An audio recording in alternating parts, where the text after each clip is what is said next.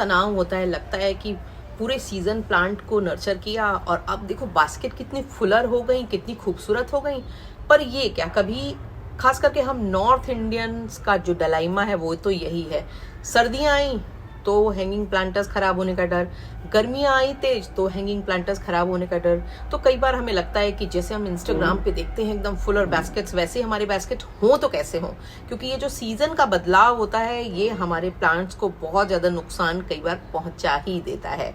पर दुनिया में अगर समस्या है तो उसका समाधान भी है, बस अप्रोच राइट रखने की जरूरत है। तो आज हम ऐसा ही कुछ राइट अप्रोच अपनाएंगे गर्मियों में अपनी हैंगिंग बास्केट्स को बचाने के लिए। नमस्कार, आप देख रहे हैं गार्डनिंग एस्थेटिक्स। मैं हूं अनीता दिनेश। गार्डनिंग एस्थेटिक्स में आज हम बात करने वाले हैं गर्मियों के दौरान हैंगिंग प्लांटर्स को आप किस तरह मेंटेन करें कि उसमें लगे हुए प्लांट्स खराब नहीं होने पाए, क्योंकि जैसे जैसे गर्मियां बढ़ेंगी हमारे प्लांट्स के ऊपर उनका असर होगा। और हैंगिंग प्लांटर्स पे उनका ज़्यादा खराब असर इसलिए होता है क्योंकि इनमें नीचे से ऊपर से चारों तरफ से गर्मियों की मार पड़ती है। क्योंकि जब आपके प्लांटर्स को आप ज़मीन पे रखे होते हैं तो उन्हें नीचे से उतनी गर्मी का सामना नहीं करना पड़ता है, पर क्योंकि ये हवा में लटकी होती हैं इसलिए इन पे लू के थपेड़े भी पड़ते हैं, तीखी सूरज की किरणें भी पड़ती हैं और नतीजा पत्तियाँ जल जाती हैं, खराब हो जाती हैं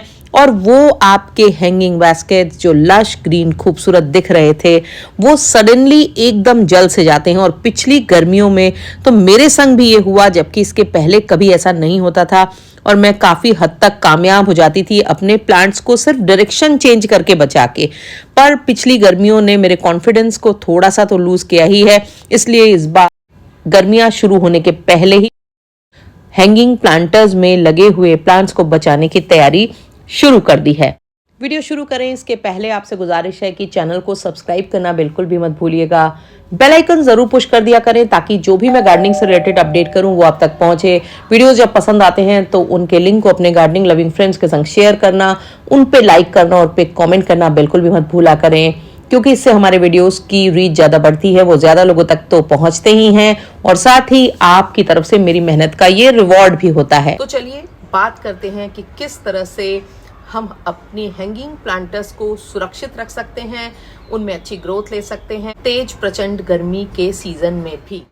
अगर आप नए हैंगिंग प्लांटर्स बना रहे हैं, नई हैंगिंग बास्केट्स बना रहे हैं तो मिट्टी में कोई भी मॉइस्चर रिटेनिंग मटेरियल मिलाना बिल्कुल मत भूलें। पर्सनली मैं मॉस ग्रास मिलाती हूँ जो कि आसानी से किसी भी बढ़िया नर्सरी में या फिर किसी ई कॉमर्स साइट पे जैसे अमेजॉन, फ्लिपकार्ट पे मिल जाती है। पर अगर आप इसको नहीं भी यूज़ करना चाहें तो आप राइस हस्क, जो कि इसका सस्ता अल्टरनेटिव है, उसको यूज़ कर सकते हैं और इसके अलावा आप यूज़ कर सकते हैं कोकोपीट को। और इससे मिट्टी में मॉइस्चर रिटेनिंग कैपेसिटी बढ़ जाती है, जिसकी वजह से आपकी जो हैंगिंग बास्केट्स हैं वो ज़्यादा समय तक मॉइस्चर को रिटेन करके रख पाती हैं। तो गर्मियों में जब उनमें ऊपर नीचे चारों तरफ से गर्म हवाओं के थपेड़े लग रहे होते हैं और तेज चिलचिलाती धूप पड़ रही होती है, ऐसे में भी उनकी मिट्टी की नमी खत्म नहीं होने पाती है। और ये जो नमी होती है ये हमारे इंडोर प्लांट्स की जो हैंगिंग बास्केट्स होती हैं, चाहे वो पोथोस हो, चाहे वो सिंगोनियम्स हो, चाहे वो फिलोडेंड्रॉन की तमाम वैरायटीज़ हों या तरह तरह की आईवीज़ हों, इनमें बहुत ज़्यादा ज़रूरी होती है, क्योंकि इनकी पत्तियों के जलने, बर्न होने या इनके ख़राब होने का एक बहुत बड़ा कारण होता है कि मिट्टी का बहुत जल्दी जल्दी सूख जाना। ये चीज़ चाहे वो मॉस ग्रास हो, कोकोपीट हो या फिर राइस हस्क हो, उसको 15% से ज़्यादा अपनी मिट्टी में नहीं मिलाएं, क्योंकि अगर आप ऐसा कर देते हैं तो आपके प्लांट्स खराब होने का डर ज़्यादा होता है। और बड़ी इंपॉर्टेंट चीज़ है कि अगर आपके ऑलरेडी प्रिपेयर्ड हैंगिंग बास्केट हों, अच्छे से ग्रो हो चुके हों, तो भी आप उसमें कोशिश किया करें कि जब मिट्टी भरते हैं तो कम से कम 1 से 1.5 इंच का एरिया हमेशा खाली रखा करें और जिसमें मौसम के अनुसार मल्चिंग कर दिया करें। मैं मल्चिंग के लिए भी मॉस ग्रास को यूज़ करती हूँ, पर आप राइस हस्क को, कोकोपीट को और इसके अलावा भी बहुत सारी ऐसी चीज़ें हैं जिनको मल्चिंग एजेंट के तौर पे आप यूज़ कर सकते हैं, जो कि आपके बास्केट्स को वेदर की एक्सट्रीमिटीज से बचाएंगी। और इसके लिए आपको हमेशा अपने ट्रॉपिकल प्लांट्स की हैंगिंग बास्केट में टॉप लेयर में मल्च करके रखना चाहिए। ये ध्यान रखिएगा कि यहाँ पर बात मैं ट्रॉपिकल प्लांट्स की कर रही हूँ, ना कि उन प्लांट्स की कर रही हूँ जो हमारे यहाँ की गर्मी में बहुत अच्छे से ग्रो होते हैं। और ये सारे इंडोर प्लांट की कैटेगरी में आने वाले प्लांट्स हैं जिनको कि हम अपने लो लाइट एरियाज में, बैल्कनीज में, हैंगिंग प्लांटर्स में लगाते हैं। इनके ऊपर मल्चिंग होने से मॉइस्चर अंदर की तरफ रिटेन रहता है और बहुत ज़्यादा गर्मियों में जब गर्म हवाएं चलती हैं या तेज चिलचिलाती धूप होती है तो मिट्टी एकदम से सूख नहीं पाती है और प्लांट को थोड़ी बहुत नमी भी बनी रहती है और प्लांट की मिट्टी थोड़ी ठंडी भी बनी रहती है।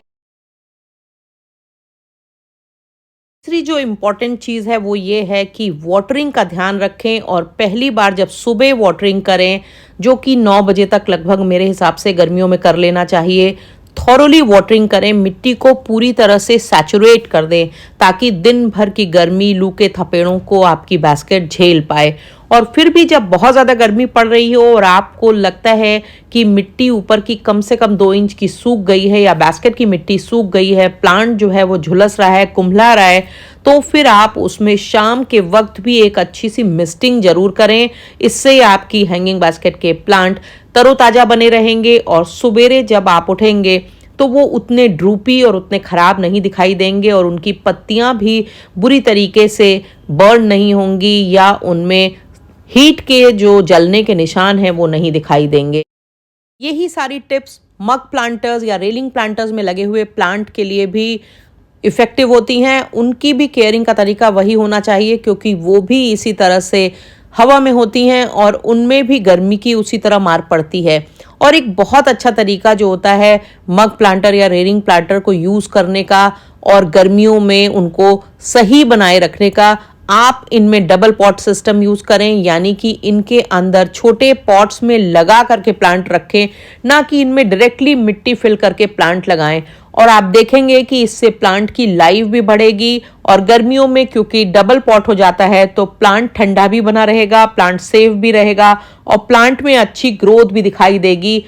उसके मुकाबले जबकि आप इसमें मिट्टी भर के डायरेक्टली प्लांट लगा देते हैं। इसके अलावा मिट्टी जब डायरेक्टली भर देते हैं तो पॉट में लोड बहुत हो जाता है जिसकी वजह से इनके जो हैंगर्स होते हैं उनके टूटने का भी अक्सर डर रहता है।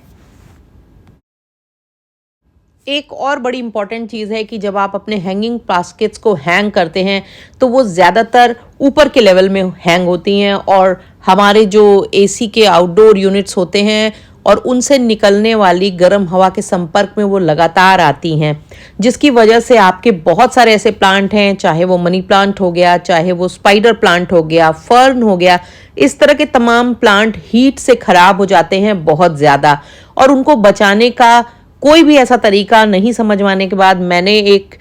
तरीका ईजाद किया कि मैं बिना छेद वाले हैंगिंग प्लांटर्स में हाफ सॉइल और हाफ वाटर भर के पेनीवर्ट लगा करके एसी यूनिट्स के सामने टांग देती हूँ। इससे जो कंटिन्यूटी है वो भी ख़राब नहीं होती है और पेनीवर्ट की फ़ायदा ये होता है कि इसका पानी अगर रिफ़िल कर दो तो दिन भर ये कितनी भी गर्मी हो या एसी की कितनी भी गर्म हवा उस पर पड़ रही हो तो भी ये शाम तक बना रहता है और ज़रूरत पड़े तो शाम को नहीं तो अगले दिन सुबह फिर उस पानी को रिफ़िल कर दो। तो ये बास्केट्स भी लश ग्रीन दिखाई देती हैं क्योंकि पेनीवर्ट कंपैरेटिवली और प्लांट्स के मुकाबले ज़्यादा हीट टॉलरेंट होता है, ज़्यादा बेहतर तरीके से चलता है और साथ ही साथ कम लाइट वाले एरियाज में भी चलता है। अब कुछ और जो ज़रूरी प्रिकॉशंस आपको रखने हैं वो ये रखने हैं कि अगर आपके यहाँ साउथ फेसिंग एरिया में या वेस्ट फेसिंग एरिया में ही जगह हो जहाँ पर तेज चिलचिलाती धूप आती है तो आप अपने हैंगिंग प्लांटर्स को उठा करके या तो ग्राउंड लेवल पे रख दें या आपके यहाँ अगर क्यारियाँ हैं तो वहाँ पर रख दें, जिससे कि उनमें ठंडक बनी रहेगी और वो ज़्यादा बेहतर परफॉर्म करेंगी। इसके अलावा अगर आप कुछ लंबे समय के लिए घर के बाहर जा रहे हैं तो भी इस तरीका को अपना सकते हैं। ग्राउंड लेवल पे उनको रख दीजिए और नीचे या तो आप एक कोई सैक बिछा दीजिए जिसको गीला करके अच्छे से छोड़ दीजिए और या फिर जो आर्टिफिशियल ग्रास होती हैं उनमें बहुत ज़्यादा पानी अच्छे से भर के और उनके ऊपर इनको रख दीजिए और आप 3-4 दिनों के लिए फिर आराम से इनकी मिट्टी को सैचुरेट करके बाहर जा सकते हैं। और इनमें क्योंकि सीधी गर्म हवा नहीं लगेगी, धूप नहीं लगेगी, तो इनमें पत्तियों के जलने की या इनके मुरझाने की समस्या कम आएगी। इससे आपकी जो बास्केट्स होंगी वो ज़्यादा सुरक्षित रहेंगी। और एक चीज़ जो बड़ी इंपॉर्टेंट आपको ध्यान रखनी है कि आप मई शुरू होने के पहले अपने प्लांट्स में बहुत अच्छे से फर्टिलाइजेशन कर लीजिए, ताकि मई जून के मौसम में आपको इनमें फर्टिलाइजर नहीं ऐड करना पड़े, और ज़रूरी भी हो तो एक मुट्ठी कंपोस्ट से आपका काम चल जाए। अगर आपके यहाँ नॉर्थ में और ईस्ट में स्पेस है तो अपने हैंगिंग प्लांटर्स को ला करके उन्हीं बैल्कनीज में रख दीजिए, खास करके उन हैंगिंग प्लांटर्स को जिनको लो लाइट या मॉडरेट लाइट की ज़रूरत होती है, क्योंकि वहाँ पर इनके सुरक्षित रहने की संभावना ज़्यादा होगी। आप नॉर्थ के ओपन एरिया में भी रख सकते हैं, पर ईस्ट में आप इनको कवर्ड बैल्कनी में रखिए, वो बेटर रहेगा, क्योंकि साउथ में तो इतनी तेज धूप होती है कि एक बार आपने पानी डाला नहीं कि कुछ 2-3 घंटों में वो पानी उड़ जाता है।